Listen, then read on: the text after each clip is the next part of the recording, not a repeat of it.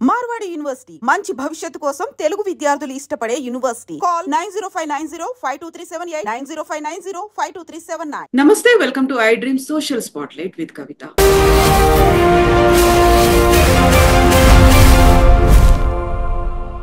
పహల్గాంలో దారుణం జరిగింది. కొన్ని ఏళ్ల తర్వాత ఒక రక్తపాతాన్ని చూశారు కశ్మీర్ ప్రజలు. అమాయకమైనటువంటి ప్రాణాలు పోయాయి. 26 మందిని పేర్లు అడిగి, మతాన్ని అడిగి కాల్చి చంపారు. ఇక్కడ వైఫల్యం ఎవరిది కనిపిస్తోంది? భద్రతా పరమైనటువంటి లోపాలున్నాయా, లేకుంటే పాకిస్తాన్ చేసినటువంటి దుర్మార్గంగా దీన్ని చూడొచ్చా? ఎందుకని కశ్మీర్లో ఇలాంటి రక్తపు టేర్లు పారుతున్నాయి? బోల్డెని క్వశ్చన్స్ ఉన్నాయి. మనతో పాటుగా ఉన్నారు లోక్ సత్తా ఫౌండర్ డాక్టర్ జయప్రకాష్ నారాయణ గారు. సార్ నమస్తే. నమస్తే కవిత. సార్, కశ్మీర్ అనగానే మనకి అందాల లోయలు ఇవన్నీ కనిపిస్తూ ఉంటాయి. కొన్నేళ్ల పాటు ప్రశాంతంగా ఉంది అనిపించింది. ఇప్పుడేంటి సార్ ఇంత సడన్ గా 26 మంది ప్రాణాలు కోల్పోవడం? ఏం జరుగుంటుంది అనుకుంటున్నారు? ఎక్కడ లోపం కలిగింది? కవిత, మనం 2 విషయాలు ఉగ్రవాదాన్ని గురించి గుర్తుంచుకోవాలి. మొట్టమొదటిది ఎసిమెట్రిక్ వార్ఫేర్. సార్, అంటే ఒక దేశంలో కానీ, ఒక నగరంలో కానీ, రాష్ట్రంలో కానీ జీవితాన్ని అల్లకల్లోలం చేయాలంటే పెద్ద యుద్ధం చేయక్కర్ల, వేల మంది సైనికులు అక్కర్ల.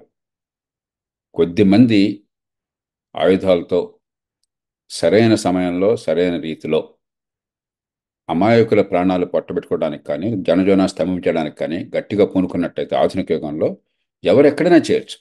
అమెరికా లాంటి దేశం కూడా, చాలా బలమైన దేశాల్లో కూడా మరి దేశం లోపల కానీ, దేశం బయట అమెరికా ప్రయోజనాలు దెబ్బతీసే రీతిలో కానీ ఉగ్రవాదం చర్యలు అడపదడప జరుగుతూనే ఉన్నాయి. ఎందుకంటే మీరు ప్రతి చదరపు గజం స్థలంలో ఒక సైనికుడిని పెట్టలేరు, ప్రతి మనిషి వెనకాల ఒక పోలీసునిగా పెట్టలేరు. అది అసాధ్యం. అలాగే అంతర్జాతీయ సంబంధాల వల్ల, ఇతర దేశాల నుంచి వచ్చే సమాచారం వల్ల మనకు కొంత సమాచారం అందుతుంది. అలాగే మనకి ఎలక్ట్రానిక్ సర్వేలెన్స్ కానీ, లేకపోతే ఎంబెడెడ్ ఇంటెలిజెన్స్ కానీ, ఇతరమైన పద్ధతుల్లో కానీ నిఘా విఘాపాలు ప్రయత్నం చేస్తుంటాయి. కానీ ఎప్పుడు కూడా ఒకవేళ ఏమన్నా నిఘాలో మన మీద దాడి జరిగే అవకాశం ఉంది తెలిసినా కూడా చూచాయిగా తెలుస్తుంది తప్ప ఎక్కడ ఎప్పుడు స్పష్టంగా ఎప్పుడు తెలియదు. ప్రపంచంలో ఎక్కడైనా తెలియదు. చేత ప్రధాన్ని కూడా మనం వెంటనే గుండెలు బాదుకుని నిఘా విభాగం వైఫల్యం తిట్టడం కాకుండా, ఒకటి ఇప్పుడు దీని మీద ప్రతి చర్యలు ఎట్లా ఉండాలి, అది కూడా మనం ఆవేశంతో ఆగ్రహంతో స్పందించడం కాకుండా చాలా ఆచితూచి మనం అనుకున్న సందర్భంలో, మనం అనుకున్న రీతిలో, మనం అనుకున్న చోట మన ప్రయోజనాలు కాపాడే రీతిలో, టెర్రరిస్టులు దెబ్బతీసే రీతిలో మనం స్పందించాలి. 2, మనం నెపమానటము, నిందలు వేయటము కాకుండా రాజకీయంగా దేశమంతా ఐక్యంగా ఉన్నది ఈ విషయంలో అన్న విషయాన్ని మనం ప్రస్ఫుటంగా తెలియచెప్పాలి. అంతే తప్ప ప్రధానికి నిఘా విభాగం వైఫల్యం లేకపోతే ప్రభుత్వ వైఫల్యం ఇవన్నీ కూడా అనవసరమైనటువంటి చర్చలు. దేశంలో ఏ పార్టీ ప్రభుత్వంలో ఉన్నా కూడా కొన్ని సందర్భాల్లో పొరపాట్లు చేస్తుండొచ్చు, రాజకీయ వ్యవహారాలు కానీ మరో సందర్భాలు కానీ ఏ ప్రభుత్వం కూడా భారతదేశ చరిత్రలో కావాలని చెప్పిన దేశంలో ఉగ్రవాదాన్ని ప్రోత్సహించలేదు. పొరపాటు జరిగి ఉండొచ్చు. గతంలో ఉదాహరణకు చంద్రన్ వాలే రాజకీయ కారణాల వల్ల ప్రోత్సహించారు. దీర్ఘకాలంగా ఏం జరుగుతుందో ముందు చూపులాగా చివరికి దానికి బలైపోయింది మరి ఈ దేశంలో చాలా మంది ప్రజలు, ఈ దేశ ప్రధానమంత్రి ఇందిరాగాంధీ. అలాగే ఎల్టీటీఏని రాజకీయ ప్రయోజనాల కోసమే ప్రోత్సహించాం మనం. అది పార్టీ రాజకీయం కాకపోయినా కూడా దేశ ప్రయోజనాల కోసం ఉద్దేశంతో రాజీవ్ గాంధీ ప్రోత్సహించారు. చివరికి ఆయన బలైపోయినాడు. దానిలో వ్యూహంలో పొరపాటు ఉండొచ్చు, కానీ కావాలని ఏ ప్రభుత్వం, ఏ పార్టీ భారతదేశంలో ఉగ్రవాదాన్ని ప్రోత్సహించదు, నిర్లక్ష్యం చేయదు. మంచిత మనం ఈవేళ బెంబేలెత్తిపోకుండా చాలా దృఢంగా దీర్ఘకాలిక దృక్పథంతో స్పష్టమైన రీతిలో మనం దానికి స్పందించాలి. సార్, ముందే నిఘా వర్గాలు హెచ్చరించాయి. అందులోనూ వాళ్ళంతా మిలిటరీ డ్రెస్సుల్లో వచ్చారు. అక్కడ పేర్లని అడిగి, మతం ఏంటి అని అడిగి, అక్కడ ఉన్నటువంటి సూక్తుల్ని చదవమని చెప్పి అలా కాల్చి చంపేయడం అనేది ఐ థింక్ ఇది very first time, first of ఒక రకమైనటువంటి స్ట్రాటజీతో వచ్చినట్టు కనిపిస్తోంది కదా సార్. అక్కడ అంటే మతానికి, ఉగ్రవాదానికి మతం లేదు అని చెప్తున్నప్పుడు ఇంత దారుణంగా వ్యవహరించడం అనేది. ఉగ్రవాదానికి మతం లేకపోవటం లేదు. ఖచ్చితంగా మత రంగు పులుముకునే ఇస్లామిస్ట్ ఉగ్రవాదులు ఈ పని చేస్తున్నారు. కాబట్టి ఇక్కడ మతం లేకపోవటం లేదు. కాకపోతే మతం ఉగ్రవాదం కాదు. ఆ మతం పేరు ఉపయోగించుకుని ఇస్లామిస్టులు ఒక తీవ్రమైన జిహాదీ సంస్కృతిని పెంపొందించి ప్రపంచంలో, మన దేశంలోనే కాదు ప్రపంచం అంతా అల్లకల్లోలను సృష్టిస్తున్నారు. చివరి పాకిస్తాన్ లోపల కూడా సృష్టిస్తున్నారు. ఉగ్రవాదులు పాకిస్తాన్ లోపల కూడా పాకిస్తాన్ సమాజాన్ని అల్లకల్లోలం చేస్తున్నారు చాలా సందర్భాల్లో. కాబట్టి మతం లేకపోవడం అన్నది వాస్తవం కాదు. మతం పులుముకుంటున్నారు. మతం ముసుగు కప్పుకుంటున్నారు, మతాన్ని ఉపయోగించుకుంటున్నారు. వాళ్ళలో చాలామంది మతమౌఢ్యానికి గురయ్యి మనం గనక ఇలా చేసినట్టయితే స్వర్గానికి పోతామని కొన్ని భ్రమలు, పిచ్చి భ్రమలు నమ్మి, కొందరు మూర్ఖుల మాటలు నమ్మి చేస్తున్నారు. అంచేత మతం అనేది ఉన్నది, కాకపోతే మతం అనేది వికృత రూపంలో ఉన్నది, నిజమైన మతం కాకుండా. ఇక రెండోది, మీరు గతంలో చూసినట్టయితే ఎక్కడైనా ఒక సమాజంలో అల్లకల్లోలం సృష్టించాలని చెప్పంటే సమాజంలో వర్గాల మధ్య విభేదాలను పెంచాలి, వైమనస్యాలను పెంచాలి, ద్వేషాన్ని పెంచాలి. భారతదేశం ఏంటి, ఒక పక్కనేమో సాంప్రదాయంగా ఉన్నటువంటి హైందవ సంస్కృతి, హిందూ మతం అనడానికి లేదు, ఒక మతం కాదు ఇది, ఒక సంస్కృతి, హైందవ సంస్కృతి కొన్ని వేల సంవత్సరాలుగా వస్తున్నది. మరో పక్కన ప్రపంచంలో ఇండోనేషియా తర్వాత అతి ఎక్కువ సంఖ్యలో ముస్లింలు ఉన్నటువంటి దేశం, దాదాపు 12-13% ముస్లింలు ఉన్నటువంటి దేశం. నేను చెప్పినట్టుగా ఇండోనేషియా తర్వాత పాకిస్తాన్ కంటే ఎక్కువ మంది ముస్లింలు ఉన్నటువంటి దేశం, ప్రపంచంలోనే అతి ఎక్కువ ముస్లిం సంఖ్యలో ఉన్నటువంటి దేశాల్లో భారతదేశం ఒకటి. దేశ విభజన మతం పేరుతో జరిగింది. బట్ ఈ నేపథ్యంలో ఏంటంటే మతాన్ని వేరు చేసి మా మతం వాళ్ళందరినీ మేము రక్షించుకుంటున్నాము, మీ మతం వాళ్ళని చంపేస్తున్నామంటే ఇక్కడ మతాల మధ్య సంఘర్షణ వచ్చినట్టయితే దేశంలో మరి ఒక 20-25 కోట్లు ఉన్నటువంటి ముస్లింలు, దాదాపు 15-16 కోట్లు ఉన్నారు బహుశా ముస్లిమ్స్ భారతదేశంలో, 13-14% ఉంటారు, 17-18 కోట్ల మంది ఉండొచ్చు. కాబట్టి ఆ ముస్లింలు మిగతా జనాభాకి మధ్య విరోధాన్ని, ద్వేషాన్ని సృష్టించి హింసను పెంచినట్టయితే వాళ్ళ పబ్బం గడిచిపోతుంది. వాళ్ళకి కావాల్సింది ఈ దేశాన్ని అల్లకల్లోలం చేయటం, ఈ దేశాన్ని విచ్ఛిన్నం చేయటం. అంచేత ఇది కావాలని చెప్పాను. గతంలో కూడా మీరు గమనించినట్టయితే పంజాబ్లో ఆనాడు ఆ ఖలిస్తాన్ ఉగ్రవాదులు కూడా కొన్ని సందర్భాల్లో బస్సుల్లోంచి దింపి మరీ హిందువుల్ని ప్రత్యేకంగా వేరు చేసి చంపేశారు. కాబట్టి మనం వాళ్ళ కుట్రలకు లొంగకూడదు, మనం అదే పనిగా దాన్నే ప్రాజెక్ట్ చేసి ఇది హిందూ ముస్లిం మధ్య సమస్యగా సృష్టించినట్టయితే నష్టపోయేది భారతదేశం. మన వేళ్లతో మన కళ్ళు పొడుచుకున్న వాళ్ళు అవుతాం. కాబట్టి ఇది కావాలన్న వ్యూహాత్మకంగా టెర్రరిస్టులు కానీ, టెర్రరిస్ట్ ముఠాలు కానీ, వాళ్ళ వెనకాల వాళ్ళకి ఓతం ఇచ్చేటువంటి మరి పాకిస్తానీ ప్రభుత్వంలో కొంతమంది భాగం కావచ్చు, లేకపోతే ఇంటర్ సర్వీస్ ఇంటెలిజెన్స్లో భాగం కావచ్చు, పాకిస్తానీ సమాజంలో మరికొందరు భాగం కావచ్చు. ఎక్కడో చోట పాకిస్తాన్ ఎస్టాబ్లిష్మెంట్ పాత్ర ఉన్నదన్న విషయం మనందరికీ తెలుసు మొట్టమొదటి నుంచి కూడా. అయితే పాకిస్తాన్ సమాజం వేరు, పాకిస్తాన్ రాజకీయ వ్యవస్థ వేరు, పాకిస్తాన్లో ఈ ఉగ్రవాదాన్ని ప్రోత్సహిస్తున్నటువంటి శక్తులు వేరు. అది వేరు చేయకపోయినట్టయితే మన ప్రధాని కూడా ఇండియా పాకిస్తాన్ మధ్య యుద్ధ వాతావరణం సృష్టిస్తే కూడా ఉపయోగం లేదు. మన ప్రజలను కాపాడుకోవాలి, దృఢంగా వ్యవహరించాలి, ఒక బలమైన సంకేతాన్ని ఇవ్వాలి. అదే సమయంలో పాకిస్తాన్లో అత్యధిక ప్రజలు మరి వాళ్ళు కూడా నష్టపోతున్నారు టెర్రరిజంకి. అందుకని టెర్రరిజాన్ని ఎదుర్కోవాలని కోరిక వాళ్ళకు ఉన్నది. మన దేశంలో గత 5-10 ఏళ్ళుగా మీరు చూసినట్టయితే మన దేశంలో టెర్రరిజం ఘాతుక చర్యలకు బలైన వాళ్ళతో పోలిస్తే పాకిస్తాన్లో బహుశా 20-30 రెట్లు బలైపోయినారు. కాబట్టి వాళ్ళు పాకిస్తాన్ సమాజానికి కూడా నష్టం. ఆ విషయం గుర్తిరిగి మనం చాలా సంకల్పంతో వ్యవహరించాలి, చాలా సునిశ్చితంగా వ్యవహరించాలి. ఖచ్చితంగా మన దేశ ప్రయోజనాలను కాపాడాలి. కానీ ఇది పాకిస్తాన్ ప్రయోజనాలకి, పాకిస్తాన్ సమాజానికి వ్యతిరేకంగా కాకుండా ఇస్లామిస్ట్ ఉగ్రవాదాలకు వ్యతిరేకం. అది ఆ సంకేతం బలంగా ఇవ్వాలి. ఆ ప్రయత్నాన్ని ప్రభుత్వం చేస్తున్నట్టుగా నాకు అనిపిస్తున్నది. సార్, ఇక్కడ పాకిస్తాన్ ఆర్మీ చీఫ్ ఒక వారం కింద కీలకమైనటువంటి కామెంట్లు చేశారు. కాశ్మీర్ ని ఎట్టి పరిస్థితుల్లోనూ మేము వదులుకోము, హిందువుల్లాగా మేము కాదు అనే మాటతో పాటుగా లష్కర్ ఏ తోయిబా చీఫ్ కూడా అదే మాట అన్నారు, మేము రక్తపు టేరుల్ని పారిస్తాము అనేది. ఒక అలర్ట్ అవ్వాల్సినటువంటి తరుణం, ఇంటెలిజెన్స్ కూడా హెచ్చరికలు జారీ చేసింది అనుకున్నప్పుడు ఇంతమంది చనిపోవడం, అందులోనూ కాశ్మీర్ లో అన్ఎక్స్పెక్టెడ్ గా జరగడం అనేది, మిలిటరీ దుస్తులు ధరించి రావడం, ఇవన్నీ కూడా చూస్తూ ఉంటే ఇప్పుడు ఫోకస్ అంతా పాకిస్తాన్ మీద పెట్టాలా, లష్కర్ ఏ తోయిబా మీద పెట్టాలా, లేకుంటే చేస్తోంది మిలిటెంట్లు అనుకోవాలా, దేన్ని టార్గెట్ గా మనం పనిచేయాల్సిన అవసరం ఉందంటారు సార్? ఇప్పుడు పాకిస్తాన్ సైన్యాధ్యక్షుడు అతని ప్రకటన ఖచ్చితంగా దీనికి ఊతం అనుకోవచ్చు. దానికి 2 రకాలైన వ్యాఖ్యలు ఉన్నాయి. ఒక రకమైనది ఏంటంటే ఒక సంకేతాన్ని టెర్రరిస్ట్ గ్రూపులకు ఇస్తున్నారు, పాకిస్తాన్లో సైన్య ఉనికిని చాటడం కోసం, సైన్య ప్రభావాన్ని చాటడం కోసం అని చెప్పని. హిందువులతో రాజీ పడే సమస్య లేదు. ఒక మదీనా రాజ్యం, మహమ్మద్ ప్రవక్త ఎట్లాగైతే రాజ్యాన్ని ఏర్పాటు చేశారో అలాంటి మదీనా రాజ్యాన్ని, 2వ రాజ్యం అలాంటిది ఏర్పాటైంది పాకిస్తాన్. కాబట్టి మేము ఇస్లాం కోసం సర్వశక్తులు వడ్డుతామని చెప్పని ఒక సంకేతాన్ని ఇచ్చి ఉగ్రవాదాన్ని గుర్తించారు. ఒక రకమైన వ్యాఖ్య. మరో రకమైన ఏంటంటే ఇమ్రాన్ ఖాన్ అక్కడ ఇప్పటికి కూడా జైల్లో ఉన్నా కూడా ప్రజల్లో బహుళ ప్రాచుర్యం ఉన్నది. ఇమ్రాన్ ఖాన్ కాస్త మత సంస్థలతో కాస్త పొత్తు ఉన్నట్టుగా చాలా మంది అభిప్రాయం ఉన్నది. ఉగ్రవాదాన్ని ప్రత్యక్షంగా పరోక్షంగా ప్రోత్సహించాలని చెప్పిన అభిప్రాయం ఉన్నది. కాబట్టి ఇమ్రాన్ ఖాన్ కొన్న మద్దతును లాక్కోవడం కోసం చేశారని మరొక వ్యాఖ్య ఉన్నది. వాస్తవం ఏంటి తెలియదు, ఖచ్చితంగా ఆ నేపథ్యం ఈ చర్యకి ఉపకరించిందన్న విషయాన్ని మనం అంతా అంగీకరించాలి. రెండోది, అమెరికా ఉపాధ్యక్షుడు మన దేశంలో పర్యటిస్తున్న కాలంలో జరిగింది. అంటే ప్రపంచం దృష్టి అంతా మన దేశమే పడుతుంది. అందులో ఇటీవల కాలంలో అమెరికా ఉపాధ్యక్షుడు పెద్దగా పట్టించుకోపోయిన ప్రజలు ఈ జేడీ వ్యాన్స్ని పట్టించుకుంటున్నారు. ఎందుకంటే ఆయన రాష్ట్రపతికి పూర్తిగా ఒక ముఖోటాలాగా, రాష్ట్రపతికి ఒక ఒక మైక్రోఫోన్ లాగా వ్యవహరిస్తున్నాడు అమెరికా రాష్ట్రపతికి. కాబట్టి అమెరికా భావాలని యూరోప్లో ఈ మధ్యకాలంలో వివాదాస్పద ప్రకటనలు కావచ్చు, మరికొన్ని కావచ్చు, చాలా ప్రస్ఫుటంగా బలంగా వినిపిస్తున్న వాణి ఉపరాష్ట్రపతి. కాబట్టి ప్రపంచం దృష్టి అంతా కూడా అమెరికా ఉపరాష్ట్రపతి ఎక్కడికి వెళ్ళినా ఆయన మీద ఉంటున్నది, ఒక రాష్ట్రపతి వెళ్ళిన స్థాయిలో ఉంటున్నది. కాబట్టి ఆయన ఉన్నప్పుడు జరిగితే ప్రపంచం అంతా ఆకర్షిస్తుంది. ఉగ్రవాదుల ప్రధాన ప్రయత్నం ఏమిటి? దేశం లోపల అల్లకల్లోలం సృష్టించడం. రెండు, ప్రపంచం దృష్టి మొత్తాన్ని ఆకర్షించడం. వాళ్ళు ఏం చేసినా కూడా ప్రపంచం మొత్తం చూడాలి, నిర్ఘాంతపోవాలి. ఇది వాళ్ళు ఏ అంశాన్ని కోరుకుంటున్నారో అది ప్రధానమైన అంశంగా, చర్చాంశంగా రావాలి.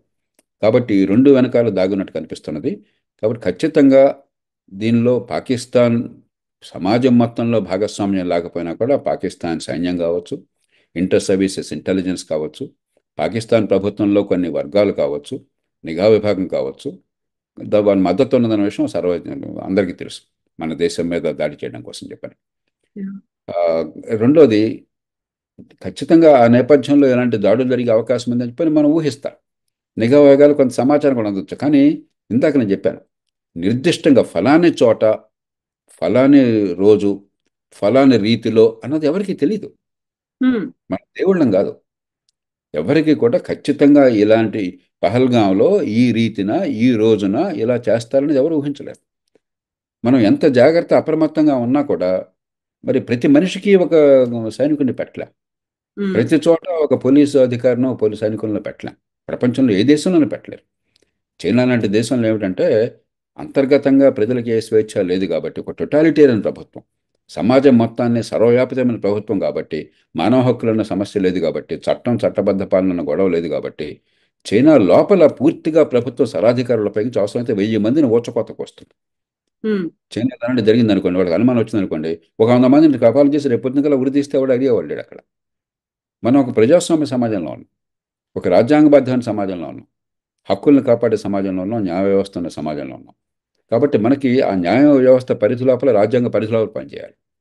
అలా ఉన్న ఏ దేశంలోనా కూడా మీకు ఎప్పుడొకటి ఇలాంటి ఇబ్బందులు వచ్చే అవకాశం ఉంటుంది. నిరంతర నిఘా ఉండడము, అవి వచ్చినప్పుడు సరిగ్గా స్పందించడము, దీర్ఘకాలంలో ఇలాంటి అవకాశం లేకుండా, ఉదాహరణకు జమ్మూ కాశ్మీర్లో ఆర్థికాభివృద్ధి, ఆ ప్రజల్ని విశ్వాసంలోకి తీసుకోవటం, ఒక తరం కాలంలో మా పిల్లల భవిష్యత్తు ఈ దేశంతో ముడిపడి ఉన్నది, ఇక్కడ ఏమన్నా కనుక ఇప్పుడు గతంలో ఈ గందరగోళం చేస్తే రేపొద్దు ఈ దారుణం వల్ల అక్కడికి టూరిస్టులు వెళ్ళటం ఆగిపోతే నష్టం వారికి, కాశ్మీర్ ఆర్థిక వ్యవస్థకి. కాబట్టి కాలక్రమేణా కాశ్మీర్ సమాజం, కాశ్మీర్ ప్రజలు దీనికి వ్యతిరేకమయ్యే పరిస్థితి తీసుకురావాలి. ఇప్పటికి కూడా మెజారిటీ వ్యతిరేకమని నేను భావిస్తున్నాను. 100కి 99 మంది, 100కి 100 మంది వ్యతిరేకమయ్యి కొద్దిమంది ఇలా ఉన్న వాళ్ళని వేరిపారేసే రీతిలో తీసుకొచ్చే సమాజాన్ని దీర్ఘకాలంలో సృష్టించాలి. ఈ మధ్యకాలంలో మరి సందర్భాన్ని బట్టి ఘాటుగా స్పందించాలి, చాలా విజ్ఞతతో స్పందించాలి. సార్, ఇప్పుడు అంతమంది ముష్కరులు వచ్చారు, పహల్గాంలో దాడికి దిగారు అని అంటే అక్కడ స్థానికుల సహకారం కూడా ఉంటుంది. ఆ టైంలో అక్కడ ఎలాంటి స్ట్రాటజీ అవలంబించాలి? ఎంతసేపు మనం అక్కడ పాకిస్తాన్లోనో, లష్కర్-ఏ-తోయిబానో, మిలిటెంట్లు వీళ్ళ మీద మనం ఫోకస్ పెడుతున్నాము, ఇక్కడ ఉన్నటువంటి వాళ్ళని ఎలా సెట్ చేయాల్సినటువంటి అవసరం ఉందంటారు సార్? ఇది మనం కొత్తగా చెప్పాల్సిన అవసరం లేదు కవిత, అక్కడ చేస్తున్నారు. ఇప్పుడు మనం పోలీసులు బాగా తిడతాం, నిఘా విభాగాన్ని తిడతాం, కానీ వాళ్ళు చేస్తున్న పనిని మనం గమనించాం. ఉదాహరణకి కొంచెం దూరం వెళదాం. తెలుగునాట గతంలో ఈ పీడబ్ల్యూజీ, పీపుల్స్ పార్కుల ప్రభావం ఉంది. ఎలా అంతమైంది? మన మాటల వల్ల కాదుగా. పోలీస్ యంత్రాంగం, నిఘా విభాగాలు, ప్రభుత్వంలో వివిధ శాఖలు కలిసి సమన్వయం చేసినాయి కాబట్టి, అలాగే జాతీయ స్థాయి ప్రభుత్వం, రాష్ట్ర ప్రభుత్వం సమన్వయం వ్యవహరించినాయి కాబట్టి దాన్ని ఆ ప్రమాదం తొలగించగలిగారు. ఇంకా ఇతర రాష్ట్రాల్లో ఉన్నది, ఛత్తీస్గఢ్లో ఇంకా ఉన్నది. కాలక్రమేణా మన నుంచి వాళ్ళు నేర్చుకోవాలి, వాళ్ళ నుంచి మనం నేర్చుకోవాలి. అట్లాగే పంజాబ్లో గతంలో ఉగ్రవాదాన్ని చూసాం. మరి కొన్ని సందర్భాల్లో కఠినంగా వ్యవహరించాలి, కొన్ని సందర్భాల్లో ఉదారంగా వ్యవహరించాలి. మనం ఉగ్రవాదుల మీద తీవ్ర చర్యలు తీసుకుంటేనే సమాజాన్ని దూరం చేసుకోకుండా ఉండాలి. ఆ ప్రయోగాలు జరిగినాయి కాబట్టే చాలా నష్టం జరిగింది. ఒక ప్రధానమంత్రిని కోల్పోయాము మనం. ప్రధానమంత్రి పదవిలో ఉన్న ప్రధాని ఇందిరాగాంధీ గారిని 44 అక్టోబర్ 31 కోల్పోయినాము. ఆ తర్వాత ఒక ముఖ్యమంత్రి బియాన్ సింగ్ని కోల్పోయినాము అక్కడ. కొన్ని సందర్భాల్లో ఎన్నికలు 5-10% మంది ఓట్లు వేశారు రాష్ట్రం మొత్తంలో, అయినా కూడా మనం నిబ్బరంగా నిలబడ్డాము. దీర్ఘకాలంలో పంజాబ్లో ఉగ్రవాదం తొలగిపోయింది. అలాగే కాశ్మీర్లో కూడా అంచేత ఒకటి స్వల్పకాలిక వ్యూహము, టెర్రరిజాన్ని అంతం చేసే వ్యూహం ఒకటి. రెండు, దీర్ఘకాలికంగా సమాజం మొత్తాన్ని భారత జీవన స్రవంతిలో భాగం అన్న విషయాన్ని గుర్తు చేస్తూ వారి భాగస్వామ్యాన్ని ఇస్తూ టెర్రరిజాన్ని వాళ్ళు ఎదుర్కొని ఏర్పాటు చేయడం రెండోది. రెండింటిని కలపాలి. ఆ ప్రయత్నం జరుగుతుంది. మనం కొత్తగా వాళ్ళకి ఉపన్యాసాలు ఇవ్వనక్కర్లేదు. ఆ ప్రయత్నం జరుగుతోంది ఈ దేశంలో. అది ఖచ్చితంగా దీర్ఘకాలంలో ఫలితాలను ఇస్తుంది. కానీ మధ్యలో ఒడిదుడుకులు తప్పదు. ఎందుకంటే ఈ టెర్రరిస్టులుగా పాత్ర పోయినట్టయితే లక్షల వేగాన్ని మరొకటి నాయకత్వంగా వాళ్ళ మొహం ఎవరు చూస్తారు? వాళ్ళ గురించి మీరు నేను ఎందుకు మాట్లాడుకుంటున్నాం? ఆ దుర్మార్గులు చేసిన ఈ దుశ్చర్య వల్ల మాట్లాడుకుంటున్నాం. కాబట్టి వాళ్ళ ఉనికే ఇలాంటి చర్యల మీద ఆధారపడినప్పుడు కొన్ని చోట్ల ఇలాంటివి జరుగుతుంటాయి. కాబట్టి ఇలాంటి చర్యలు ఉన్నప్పుడు రెండు రకాలుగా మనం ఉంచుకోవాలి. ఒకటి, టెర్రరిజం పెరుగుతోంది అనడానికి సంకేతం కొన్ని చోట్ల. మరికొన్ని సందర్భాల్లో అంతరిస్తున్న సమయంలో, బలహీన క్షీణం అవుతున్న సమయంలో ఒక్కసారి ఆరిపోతున్న కొవ్వొత్తి వెలుగుతుంది. అలా మళ్ళీ మేము ఉన్నామని చూపెట్టడం కోసం ప్రయత్నం. ఆల్ఖైడా ఉంది, అటపదలపై ప్రయత్నాలు చేస్తూ ఉంటుంది. ఐసిస్ ఉన్నది, అటపదలపై ప్రయత్నాలు చేస్తుంది. కానీ ఐసిస్ కానీ ఆల్ఖైడా కానీ గతంలో ఉన్నట్టుగా బలంగా లేవు. కానీ అంత మాత్రం చేత ఎక్కడ ఏ రకంగానో కూడా ఉగ్రవాద చర్యలకు పాల్పడే అవకాశం లేదనుకోవటం పొరపాటు అవుతుంది. మనం కూడా అట్లాగా ఒక్కసారిగా మనం బెంబేలెత్తిపోయి బాబు మన దేశం మీద దండెత్తేస్తున్నారు, వాళ్ళు జయిస్తున్నారు, మనం ఓడిపోతున్నాం అనే భావం అనవసరం. ఖచ్చితంగా గత 5-10 ఏళ్ళ కాలాలను చూసినట్టయితే ఉగ్రవాద చర్యలు తగ్గినాయి. మన ప్రభుత్వం, మన సమాజం చేసిన చర్యలు ఫలితాలను ఇస్తున్నాయి. కానీ ఇది పూర్తి ఫలితాలను ఒక్కరోజు ఓపికగా మనం ఫైట్ చేయాలి. చాలా సంకల్ప బలంతో చేయాలి. పార్టీలు పక్షపాతాలు పక్కన పెట్టి ఒక యుద్ధంలో ఎలాగైతే అన్ని పార్టీలు కలిసిపోతాయో, దేశమంతా ఏకకంఠంతో మాట్లాడుతుందో, ఇప్పుడు ఆ రకంగా వ్యవహరించాలి. సో ఇప్పుడు పాకిస్తాన్ని అంతర్జాతీయంగా తను చేసినటువంటి దుశ్చర్యలను ఎంటగట్టాలి, ఏకాకం చేయాలి, ఒంటరి చేయాలి అనే ప్రయత్నాల్ని మన దేశ సర్కార్ మొదలు పెట్టేసింది. ఆ దిశగా ప్రయత్నాలు కూడా ఉన్నాయి. ద్వైపాక్షిక సంబంధాలు కావచ్చు, చివరికి సింధు నది జలాల్ని కూడా మేము అలో చెయ్యము అనేది, ఆ ట్రీటీని కూడా మేము రద్దు చేసుకుంటున్నాము అన్నప్పుడు పాకిస్తాన్ మీద మొత్తం మీద కూడా ఎఫెక్ట్ పడబోతోంది. సో దీని నేపథ్యంలో మనము అంతర్జాతీయ సంబంధాలు, ద్వైపాక్షిక సంబంధాలు పాకిస్తాన్ మీద ఎలా ఉండాలంటారు సార్? ముందు సింధు నది వివాదం గురించి మీరు చెప్పారు. సింధు నది విషయంలో పాకిస్తాన్, భారత్ చాలా సమన్వయంతో ఒక సమస్యను చాలా చక్కగా పరిష్కరించుకున్నాయి. మనం సింధు నది మీరు చూసినట్టయితే సింధుకి 5 ఉపనదులు ఉన్నాయి. ఝేలం, చెనాబ్, రావి, బియాస్, సట్లెజ్. దానిలో రావి, బియాస్, సట్లెజ్ 3 భారతదేశానికి నీళ్ళనిస్తాయి. ముఖ్యంగా బియాస్, సట్లెజ్ ఎక్కువగా. ఝేలం, చెనాబ్, రావి చాలా మేరకు పాకిస్తాన్కి మాత్రమే వర్తిస్తుంది, మనకు పెద్దగా వర్తించదు. కానీ సింధు నది గొడవ ఏంటంటే పైన హిమాలయ ప్రాంతాల్లో ఉన్నటువంటి చోట్ల అక్కడ హైడ్రో పవర్, జల విద్యుత్కి అవకాశం ఉండదు. ఎందుకంటే ఎత్తు పల్లాల్లో ప్రవహిస్తుంది కాబట్టి. అందుకని మనం హైడ్రో పవర్ డ్యామ్ నిర్మాణం చేసుకున్నాం. అలాంటి డ్యాములు ఎత్తు ఉంటుంది కానీ పెద్దగా నీరు ఎక్కువగా నిల్వ చేయవు. ఎక్కడ హైడ్రో పవర్ డ్యామ్స్ ఉన్నత స్థాయిలో మనం కొండల్లో, పర్వతాల్లో చేసినా కూడా నీళ్ళని ఎక్కువ నిల్వ చేయదు. కాబట్టి ఎప్పుడు నీళ్లు వదలాలి, ఎంత మేర నిల్వ చేయాలి, ఈ విషయంలో ఒక ఒప్పందాన్ని చేసుకుంటూ ఆ సింధు నది ఒప్పందంలో ప్రపంచ బ్యాంక్ కట్టబెట్టాం మధ్యవర్తిత్వాన్ని. ఆ మధ్యవర్తిత్వంతో చక్కటి ఒప్పందం వచ్చింది. చాలా కాలం అమలైతే పాకిస్తాన్ మళ్ళీ ఈ మధ్య గొడవ చేసి మాకేదో అన్యాయం జరుగుతుందని అబద్ధాలు ఆడారు. దానిలో వాస్తవం లేదు, అపోహ తప్ప ఏం లేదు. మళ్ళీ ప్రపంచ బ్యాంకే పంపిస్తే ప్రపంచ బ్యాంక్ మనం ఏదైతే చెప్పామో దాన్ని అంగీకరించింది. మళ్ళీ ఆ ఒప్పందం నడుస్తోంది. ప్రస్తుతానికి అది ఆపేసామన్నాం. దానివల్ల నిజమైన పర్యవసానాలు పాకిస్తాన్కి తీవ్రంగా ఏమి ఉండవు. ఎందుకంటే మనమే నీళ్ళని పెద్దగా పట్టుకోవట్లే అక్కడ. మనం నీటిపారుదలకు వాటర్లా, మనం వ్యవసాయానికి కానీ సాగునీటికి కానీ ఇతర అవసరాలకు కానీ వాటర్లా. కేవలం కొద్దిపాటి నీటిని పైన జల విద్యుత్ ప్రాజెక్ట్ కోసం తాత్కాలికంగా పట్టడం జరుగుతుంది.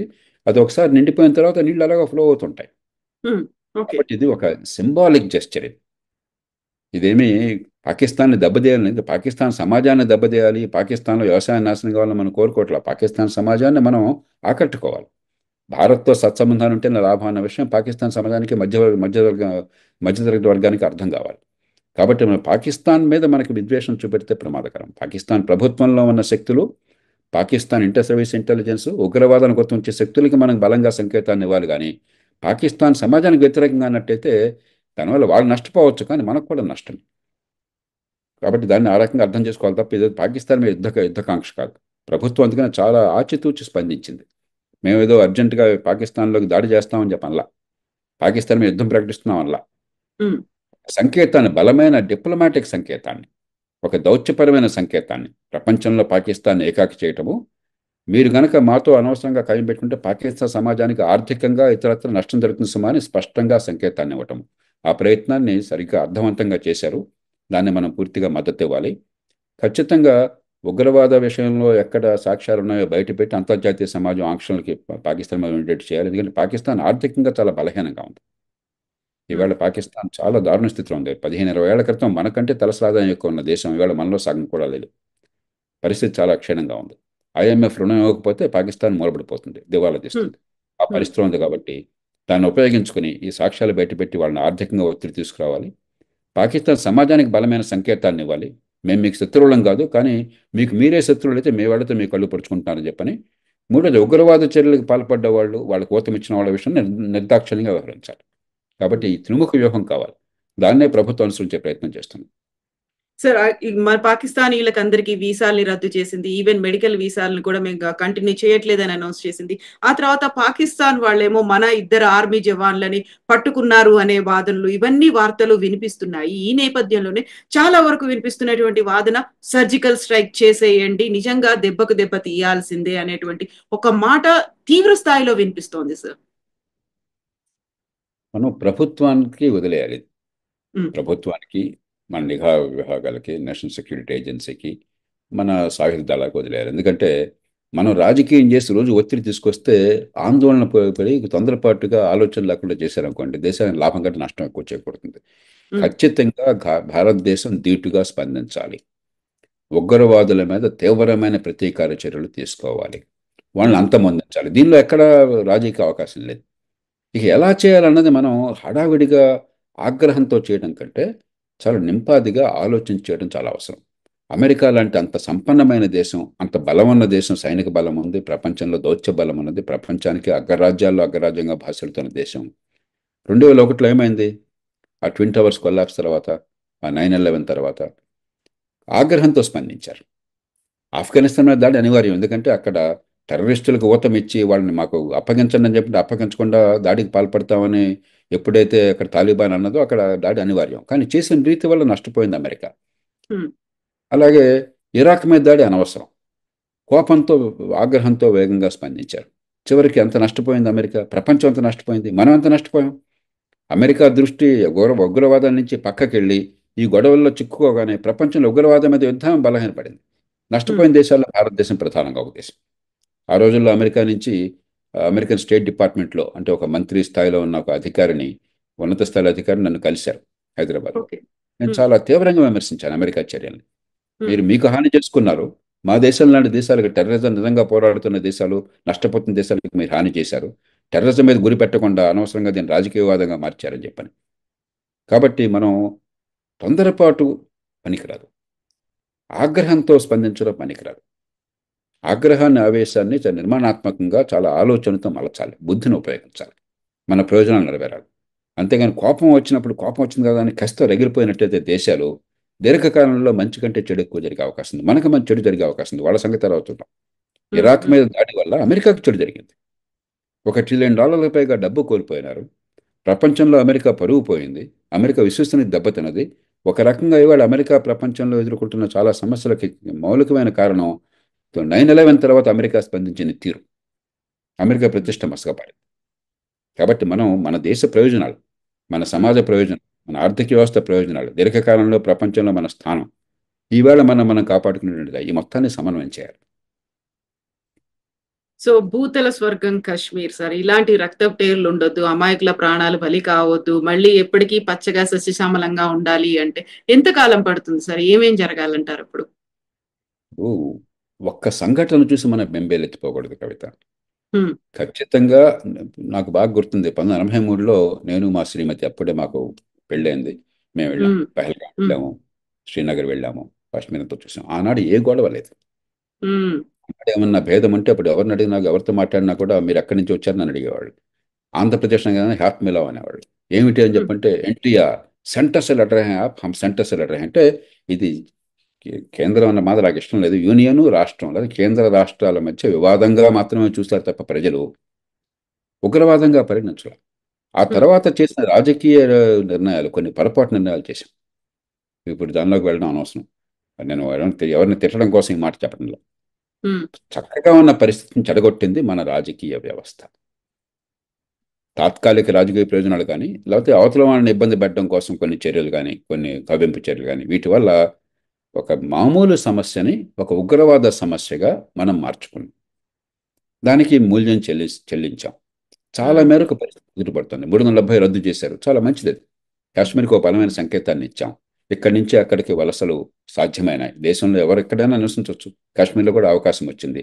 అంతకుమించి అక్కడ ఆస్తులు కొనుక్కోవడం కానీ, పెట్టుబడులు పెట్టడం, అక్కడ ఉపాధి కల్పన, ఆర్థిక అభివృద్ధి, ఇవన్నీ సాధ్యమవుతున్నాయి. కాబట్టి పరిస్థితి మెరుగుపడుతుంది. కొన్నాళ్ల క్రితం, 5-6 ఏళ్ల క్రితం, 10 ఏళ్ల క్రితం అక్కడ కాశ్మీర్కి వెళ్ళాలంటే మనుషులు తడిచిపోయేవాళ్ళు. టూరిస్టులు కూడా వెళ్ళేవాళ్ళు కాదు. అలాగే అక్కడ 26 జనవరిని కానీ, 17 ఆగస్టుని కానీ అక్కడ భారతీయ జెండా ఎగరేయాలని చెప్పంటే శ్రీనగర్లో కూడా చాలా అసాధ్యమయ్యేది. ఇవాళ అవన్నీ మారిపోయినాయి. కానీ అడపాదడపే సంఘటనలు జరుగుతాయి. కాబట్టి ఆరిపోయే కొవ్వొత్తి కొన్ని సందర్భాలు వెలుగుతూ కనిపిస్తుంది. దానికి బెంబేలెత్తకూడదు. కఠిన చర్యలు తీసుకుంటూనే కాశ్మీర్ పరిస్థితి కుదిరపడుతోంది. కాబట్టి ఆ మౌలికమైన దీర్ఘకాల విధానం ఉంది. వలసల్ని ప్రోత్సహించడము, అక్కడ పెట్టుబడులను ప్రోత్సహించడము, ఉపాధి కల్పనని పెంచడము, టూరిజాన్ని ప్రోత్సహించడము కాశ్మీర్ ప్రజలకు మంచిది. కాశ్మీర్ ఆర్థిక వ్యవస్థకు మంచిది. కాశ్మీర్ యువతకు మంచిది. ఈ దీర్ఘకాలం దాన్ని కొనసాగించాలి. ఈ గంగారులో పడి దాన్ని ఆపేసామనుకోండి, మనం మే విన్ ద బ్యాటిల్, కానీ వాళ్ళ యుద్ధాన్ని నష్టపోతుంటాం.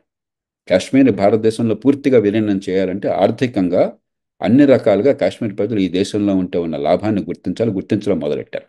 కాబట్టి ఇలాంటి చర్యలు అడపాదడప జరుగుతాయి. మళ్ళీ ప్రజల మనసుని విరిచేయడానికి, ప్రజల దృష్టిని మళ్లించడానికి, ఆర్థిక అభివృద్ధి, మా పిల్లల భవిష్యత్తు కంటే మన మతమో లేకపోతే మన వర్గమో ఇంకో పిచ్చో ప్రవేశపెట్టడం కోసం, ఉన్మాద చర్యలు ప్రవేశపెట్టడం కోసం చెప్పి ఈ ప్రయత్నాలు చేస్తారు. మనం కూడా ఆ రకమైన నేరేటివ్కి వెళ్ళినట్టయితే, ఆ రకమైన చర్చకి వెళ్ళినట్టయితే ఉగ్రవాదులు ఏం కోరుకుంటున్నారో మనం అది చేస్తున్నాం. కాబట్టి దానికి సరిగ్గా స్పందించాలి. అదే సమయంలో దీర్ఘకాలంగా కాశ్మీర్ని దేశ స్రవంతిలో పూర్తిగా అంతర్భాగం చేసే చర్యలు మొదలెట్టారు. దాన్ని కొనసాగించాలి. Sir, thank you so much, sir. Thank you, JP garu. Thank you, sir.